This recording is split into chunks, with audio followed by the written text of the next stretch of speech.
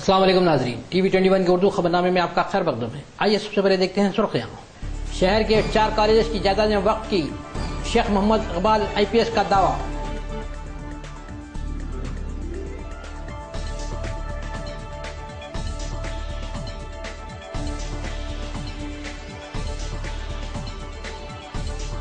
JHMC की जानिब से 2 मार्च को टैक्सेस वसूल किए जाएंगे।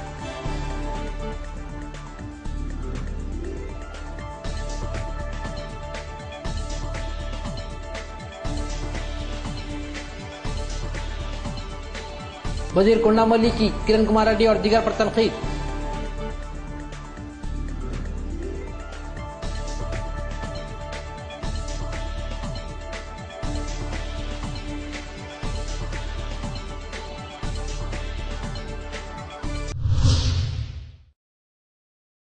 अब खबरें तफसील से। शेख मोहम्मद इकबाल IPS वक्फ बोर्ड स्पेशल ऑफिसर ने प्रेस कॉन्फ्रेंस से खिताब करते हुए कहा कि नामपल्ली में 2, मल्लेपल्ली में 1 और चदरघाट में 1, 4 कॉलेजेस की जायदादें वक्फ की हैं और कहा कि मल्लेपल्ली में 5 मकानात भी वक्फ की जायदादें हैं। इन्होंने कहा कि दरगाह यूसुफैन के सिलसिले में भी तहकीकात करवाई जा रही है। इन्होंने कहा कि इस सिलसिले में एक खबर को 1 लाख रुपए लेने की शिकायत मौसूल हुई है। शेख मोहम्मद इकबाल IPS ने टोली मस्जिद और दीगर जायदादों पर भी रोशनी डाली और कहा कि तमाम औकाफी जायदादें तहवील में ले ली जाएगी। Anwar college Mallepally, Anwar junior college Nampally, Chaderghat school along with और 5 घर हबीब नगर, ये नोटिफाइड रजिस्टर्ड वर्क प्रॉपर्टी मैनेजमेंट ये इंस्टीट्यूशन रन कर रहे हैं। और 2001 में हमारे रफली आई थिंक 2001 में वक्फ बोर्ड से एक नोटिस गया था कि भाई आप वक्फ बोर्ड वक्फ फंड क्यों पे नहीं कर रहे, क्यों आप ऐसा है। तो उसमें क्या है कि भाई फर्दर उसके बाद कोई करस्पॉन्डेंस नहीं रहा। तो जब मैंने फाइल मंगवाई तो मैंने देखा कि ये नोटिफाइड वक्फ प्रॉपर्टी है, वक्फ की है। तो हमने उनको शोकाज नोटिस भेजी। कल। और इसमें हमने कहा कि ये नोटिफाइड वर्क प्रॉपर्टी है और हमें बताइए कि क्यों ये प्रॉपर्टीज, क्योंकि आपने कोई वर्क फंड ना भरा और कोई अकाउंट नहीं बताया है, क्यों हम इस प्रॉपर्टी को हम डायरेक्ट मैनेजमेंट में ना लें। मगर आप पूछेंगे कि भाई इंस्टीट्यूट का क्या होगा और स्कूल चलाने का क्या है बात, तो हम आपके ज़रिए सबको बोलने वाले हैं कि हम स्कूल या मैनेजमेंट इंस्टीट्यूशंस नहीं चलाएंगे और सिर्फ मार्केट रेट जो भी है ये हमारे टेनेंट रहेंगे और इनको टेनेंट ही बनाएंगे और स्कूल या इदारा चलाने का हम नहीं चलाएंगे, ताकि कोई कन्फ्यूजन स्टूडेंट्स के या उनके माँ बाप के जहन में ना रहें। इसलिए मैं बात खुलासा करना चाहूँगा कि हम एक कॉलेजेस वगैरह नहीं चलते, इंक्लूडिंग मदीना एजुकेशन सोसाइटी में भी हमने जो वो बिल्डिंग जैसा कि हमने लिया तो हमने कोर्ट में यही डाला कि भाई जब से ये बंदा ये लिया है, ये पोजीशन में है मदीना वेलफेयर का भी, तो मंथली मेरे हिसाब से 25 लाख ऐसा कुछ जैसा मार्केट रेट है तो रेंट हम कलेक्ट करेंगे। मंथली 25 लाख मेरे हिसाब से 25 लाख होना चाहिए, मैं आपको खुलासा दूँ। सो वक्फ इंस्टीट्यूशन से हम कोई इदारा नहीं चलाएंगे, क्योंकि फिर सुल्तान में भी कन्फ्यूजन आएगा और कोर्ट में बताया जाएगा कि भाई वक्फ बोर्ड क्या इदारों पे नहीं, हम इदारों पे ये वक्फ प्रॉपर्टी है और वक्फ प्रॉपर्टी से वक्फ को फंड आना चाहिए, वक्फ को फ़ायदा होना चाहिए, एक प्रोसीजर रहना चाहिए, एक मुतवल्ली। हालांकि कोर्ट से हमारे तरफ से वक्फ बोर्ड से सिर्फ एक नोटिस गया रिप्लाई दिए कि भाई क्या वक्फ है, कौन सा वक्फ है, ये तो हमारे रिकॉर्ड में नहीं है ऐसा। उसके बाद यहाँ से साइलेंट रहा। हालांकि ऐसा भी कोई ऑर्डर भी नहीं है कि भाई ये मुतवल्ली का भी मैंने भी देखा, कहाँ ऑर्डर भी नहीं दिख रहा मैं रिकॉर्ड में, सिर्फ एक काइंड ऑफ साइलेंस रहा। जीएचएमसी कमिश्नर उमेश कुमार मीना ने प्रेस कॉन्फ्रेंस से खिताब करते हुए कहा कि 12,500 करोड़ टैक्स से सिर्फ 500 करोड़ टैक्स मौसूल हुआ है। इन्होंने कहा कि 2 मार्च को जीएचएमसी के तमाम ऑफिस खुले रखे जाएंगे और टैक्स वसूल किया जाएगा। उमेश कुमार मीना ने कहा कि कई जायदादों में कार्रवाई करने के लिए कई मसाइल थे, इसे कुछ हल किया गया है और कुछ हल करने बाकी है। పరిష్కారం ఫర్ ప్రాపర్టీ ట్యాక్స్ బాగా సక్సెస్ఫుల్ గా జరిగింది।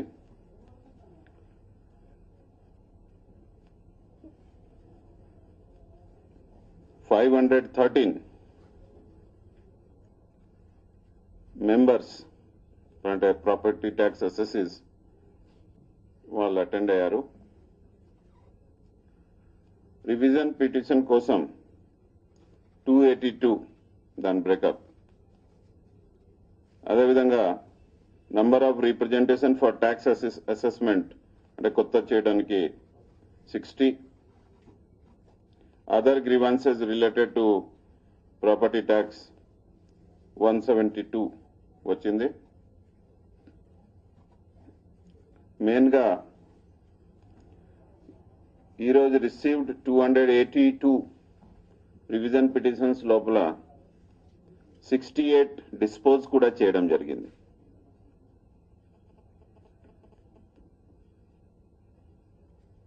తర్వాత number of representation for tax assessment లో 60 వస్తే అక్కడే 3 అప్పుడే డిస్పోజ్ చేయడం జరిగింది।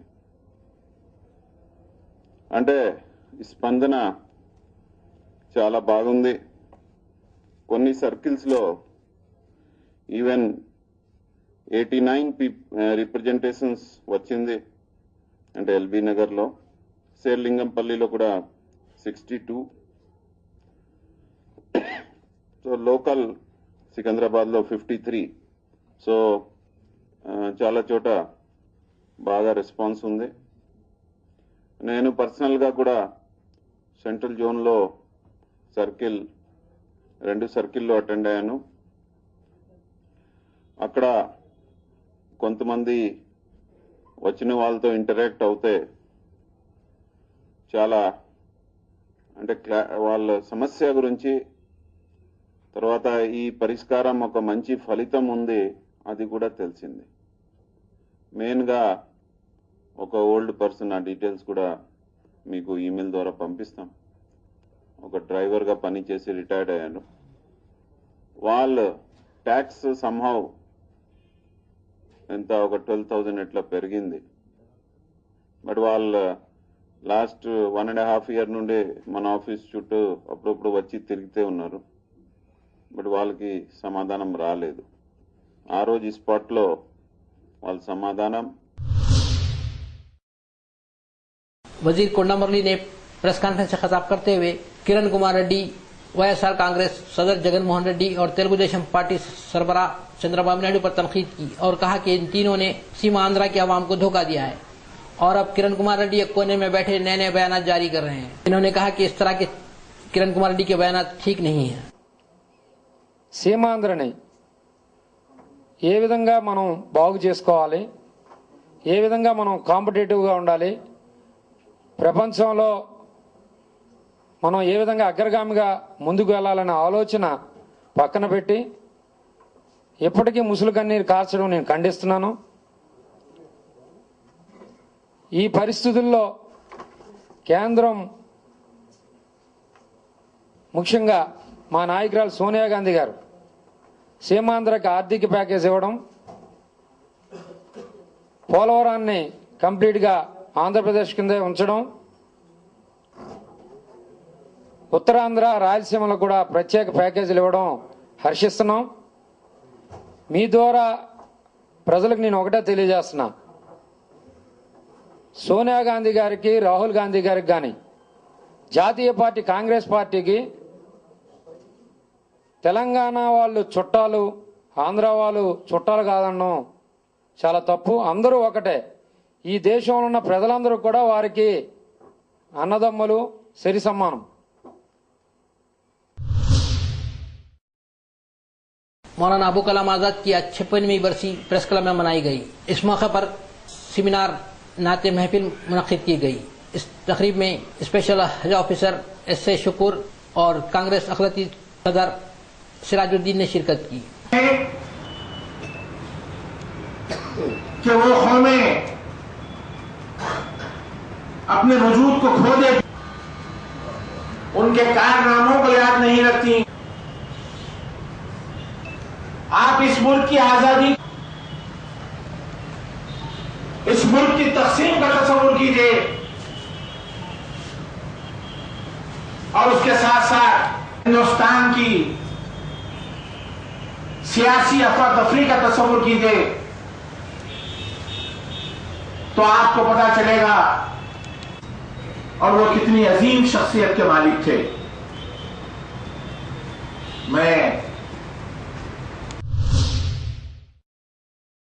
Venkataramana government weep press conference से खिताब करते हुए तेलुगु देशम पार्टी सरबराह चंद्रबाबू नायडू पर तनकीद की। इतना सब कुछ होने के बाद भी चंद्रबाबू नायडू को सुकून नहीं आ रहा है। उन्होंने कहा कि चंद्रबाबू नायडू अब क्या नरेंद्र मोदी के पैर धो के पानी पिएंगे। చెప్పారు ఈ రోజు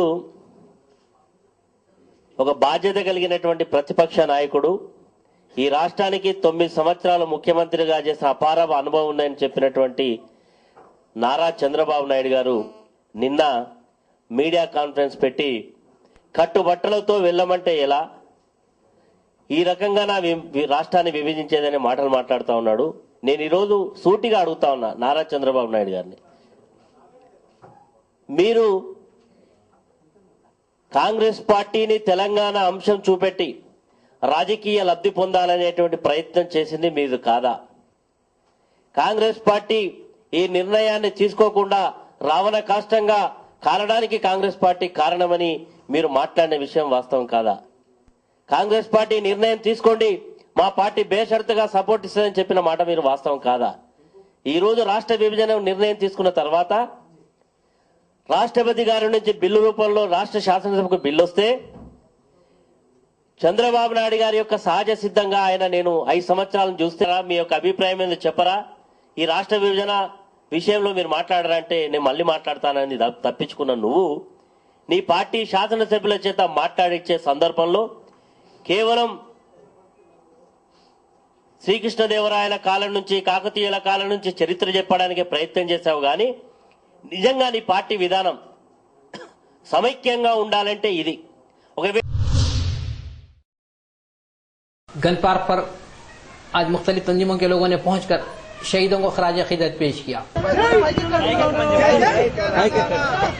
వికలాంగులు ముఖ్యంగా ప్రపంచంలో అత్యధిక ఫ్లోరోసిస్ వికలాంగులు కలిగి ఉన్న తెలంగాణ జిల్లా మరి దాదాపు ఒక 60 సంవత్సరాల నుంచి మరి తెలంగాణ పోరాటంలో వికలాంగులు కూడా మరి ఆ పోరాటంలో పాల్గొనడం జరిగింది.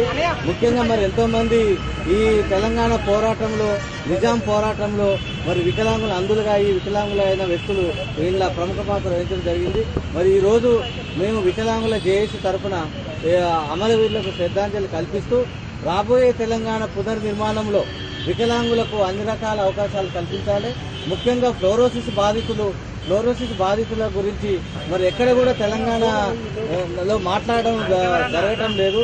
మరి వచ్చే దాదాపు 60 సంవత్సరాల నుంచి ఒక కళ ఈరోజు నెరవేరింది. అందులో ముఖ్యంగా మేము వికలాంగుల జేఏసీ తరపు నుంచి ఈరోజు ఇక్కడ మేము శ్రద్ధాంజలి కల్పించడానికి వచ్చినాము.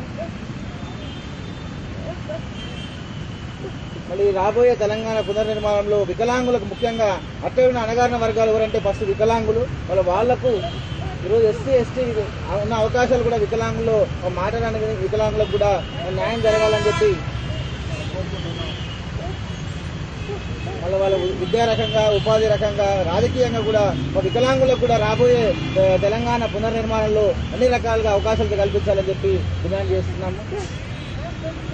తెలంగాణ రాష్ట్రం ఏర్పడ్డందుకు అందరికీ మీడియా మిత్రులందరూ కూడా శుభాకాంక్షలు తెలుపుతూ మరి ఈరోజు ముఖ్యంగా అమరవీరులైన వాళ్ళకి జోహార్లు తెలుపుతున్నాం.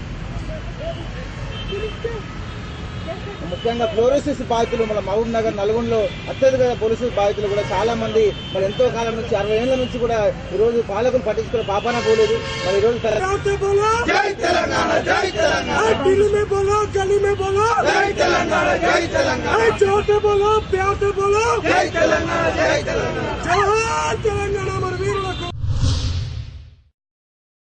बीजेपी पार्टी कायद भंडारू दत्तात्रेय ने प्रेस कॉन्फ्रेंस से खिताब करते हुए तेलंगाना बिल पार्लियामेंट और राज्यसभा में मंजूर होने पर तेलंगाना की आवाम को मुबारकबाद दी. బలైనటువంటి అనేక మంది అమరులు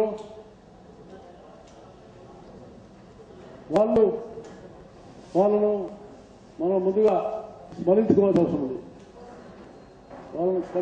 ఉంది. వాళ్ళు ఏ అంకిత భావంతో వాళ్ళు తమ జీవితాలను బలిదానం చేశారో ఇక్కడ ఉన్నటువంటి సాహిత్యులు అని కూడా అదే విధమైనటువంటి స్ఫూర్తితో ఒక ఉద్యోగస్తులను ముందు పెట్టి వాళ్ళు అటు సీమాంధ్రకు రాష్ట్రానికి తీరని అన్యాయం చేశారు.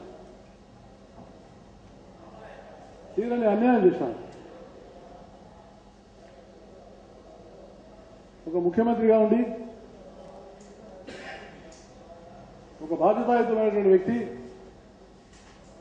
నిన్నటి వరకు రామనారాయణ రెడ్డి, రఘువీరారెడ్డి వీళ్ళందరూ కూడా ముఖ్యమంత్రి. डी मनिकिया प्रसाद ने प्रेस कॉन्फ्रेंस से खिताब करते हुए मरकजी हुकूमत से मुतालबा किया कि सीमा आंध्रा को स्पेशल पैकेज दिया जाए. इन्होंने कहा कि सीमा आंध्रा में पीने के पानी की सजीद किल्लत है. నేను ముందే చెప్పాను మీకు, ఆయన పార్టీ పెట్టరు, ప్రెస్ మీట్ పెడతారని చెప్పాను. నేను ఇప్పటికి కూడా నాకు అదే నమ్ముతున్నాను. నేను ఒకవేళ మ్యాక్సిమం రేపు ఏంటంటే అందరూ ఎంపీలు ఎమ్మెల్యేలు అందరూ కూడా మన ఎన్జిఓ లీడర్స్ అందరూ కూడా కొంచెం రివోల్ట్ అవుతున్నారు కదా, ఎందుకు మమ్మల్ని అందరిని దించావు, మమ్మల్ని వదిలేసిపోయావు, మా పరిస్థితి ఏంటని చాలామంది అడుగుతూ ఉన్నారు. అందుకనే రేపు ఒకసారి విస్తృత స్థాయి సమావేశం పెట్టి, ఇక అందరు రాలేదు కాబట్టి మళ్ళీ ఒక వారంలో విస్తృత సమావేశం పెడదాం, అట్లా ఇంకొక స్టెప్ ఒక 1 వీక్ అట్లా టైం తీసుకుంటాడు. రేపు ఇంకా అభిప్రాయ సేకరణ చేద్దాము, ఇంకొక వారం టైం తీసుకుందాం అని చెప్తే చెప్పవచ్చు. ఒకవేళ పార్టీ పెట్టడానికి కూడా ఆయన శోధిస్తున్నాడు. ఆయన ఏది हिमायतनगर पुलिस ने सोमिया फिरदौस नामी खातून को ससुराली अफराद की जानिब से हस्बे बेजा में रखने के इल्जाम में सोमिया फिरदौस के शौहर मोहम्मद रेहान अहमद को गिरफ्तार कर लिया और मजीद तफसीलात बताई. हमारी बच्ची को तीसरे चौथे दिन से टॉर्चर करना उनकी मम्मी शुरू करे. बच्चा नहीं, बच्चा अच्छा था, 2 महीने तक अच्छा था हमारा वो बच्चा लड़का. फिर थोड़े से ऐसी प्रॉब्लम चलते रहे, छोटे छोटे प्रॉब्लम से बहुत बड़े बातें होते गए. उनके डैडी जाके कुछ भी पूछे तो लोगों को बहुत बुरा दिखना शुरू हुआ. फिर हम लोग कहते सो कुछ छोटी सी बात के ऊपर घर पे जाके पूछे तो बच्ची को अलग कर दिए. सन सिटी लेके चले गए, हमको बोले भी नहीं, किडनैप करके लेके गए, हमको बताए नहीं. जबकि हम 1 दिन पहले जाके उनके मम्मी से बोल के आए कि क्या बोलते सो नहीं, बच्ची को अलग करना है तो हमारे घर पे लाके वापस भेज दो बच्ची को, और सामान भी भेज दो, सब बोल दे के आए. बाद से भी वो बच्ची को सामान के साथ सन सिटी लेके चले गए. सन सिटी का तो हमको एड्रेस ही नहीं मालूम, किधर लेके गए, क्या लेके गए. हम बहुत मुश्किल से एड्रेस उठाए बच्ची का. बच्ची का एक बार हमारे दामाद फोन उठा के बोले मेरे को आप लोग आने की जरूरत नहीं है यहाँ पे, हम नहीं बताते आपको एड्रेस. सब रिजेक्ट कॉल पे हमारे फोना डाल दिए. 25 दिन हो गया बच्ची से. फिर 25 दिन के बाद बच्ची बाजू वालों का फोन लेके उन्होंने डोर को लगा के स्पीकर पे डाल के बच्ची से बात कराने लगाए. तो जब बच्ची बोली हमारे को 8 दिन पहले मेरा एबॉर्शन करा के 6th मंथ स्टार्ट हो रहा था बेबी का. मैं जब भी बच्ची को बोलती थी अच्छा देखो बेटे टाइम पे गोलियां खाओ, लेकिन वो बच्चा चले गया. खैर मैं क्या करना चाह रहा था, हम लोग अरेस्ट करें उसको, उन्हें चले गया. वही रात सेम डे लंगर हाउस PS पे ले दी. लंगर हाउस PS एक बच्चे एक भाई को छोड़ दिए इसमें. देखिए 9th डे के बाद मालूम हुआ, 9th डे था वो एबॉर्शन का. बच्ची 9th डे सबर करके रही. बच्ची को ये बोला गया अगर तू बोली माँ बाप को तो मेरे को छुड़ा देते लोग, मेरे को छोड़ देते. तू मेरे को छोड़ के रहना चाह रही, मेरे बगैर नहीं रहती ना, तू नको कर, नको छोड़, नको बोल, माँ बाप को मत बोल. उसको ये बाबा को मार डालते, बाबा को मर्डर करा देते अगर तू बोली तो। जो बच्चा विजया हॉस्पिटल मेहदीपट्टनम देखती है, वो बच्चे को दफनाए नहीं, बाबा देखा भी नहीं। बच्ची बोली करते देखो अपना बच्चा चले जा रहा, कैसा है बच्चा देखो, बोले तो पलट के देखा भी नहीं उन्होंने। बच्ची को ट्रीटमेंट को बोल के लेके जाके उसके साथ इतनी बड़ी हरकत करे। तो आपकी बच्ची के नहीं मालूम था लोग ऑपरेशन करा? नहीं, अबॉर्शन करा रहे, कुछ लेके जा रहे बोल के। नगर डीसीपी विश्वा प्रसाद ने प्रेस कॉन्फ्रेंस से खिताब करते हुए बताया कि ईरानी गैंग की 3 रुकनी टोली को गिरफ्तार किया गया। ये टोली शहर और साइबराबाद के मुख्तलिफ मकामात पर 25 रहजनियों की वारदात में मुलव्वस थी। इनके कब्जे से 62 तोले तिलाई जेवरात और एक मोटरसाइकिल जुमला मालियत 17 लाख रुपए जब्त कर लिए गए। इस मौके पर एडिशनल डीसीपी जानकी शर्मिला भी मौजूद थी। ఈ రోజు మీ ముందు హాజరుపరచబడుతున్న ఇద్దరు నేరస్తులు, వీళ్ళు ఏంటంటే నటోరియస్ చైన్ స్నాచింగ్ గ్యాంగ్, మామూలుగా వీళ్ళని ఇరానీ గ్యాంగ్ అంటారు. వీళ్ళు మహారాష్ట్ర స్టేట్కి సంబంధించి బీడ్ డిస్ట్రిక్ట్ పర్లీ అనే ఒక పట్టణంలో నివసించి అక్కడ నుండి ఆపరేట్ చేస్తున్నటువంటి నేరస్తులు వీళ్ళు.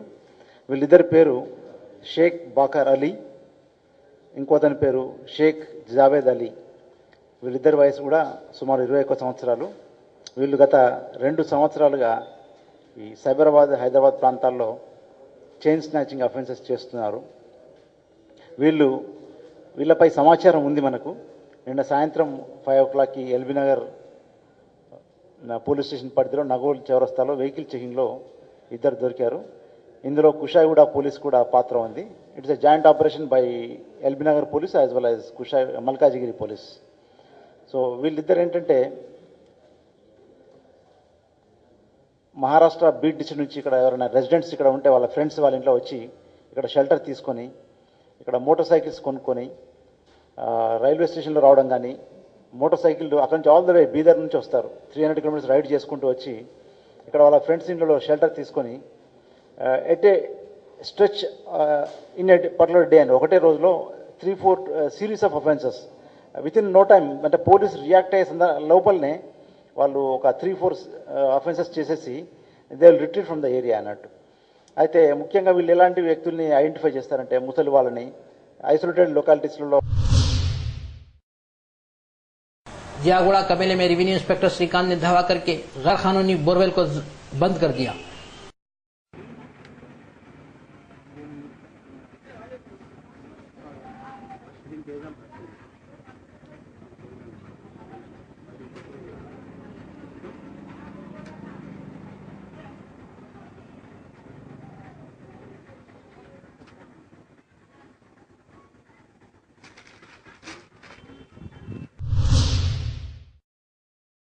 नाजरीन फिर एक बार देखते हैं सुर्खियां। शहर के 4 कॉलेज की जायदादें वक्फ की, शेख मोहम्मद इकबाल IPS का दावा।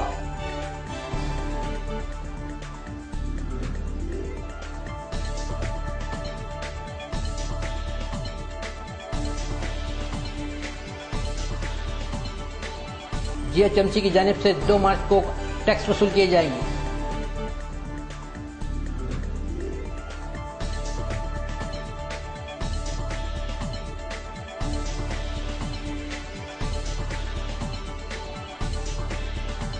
वजीर कोंडा मुरली ने किरण कुमार रेड्डी और दीगर पर तनकीद की।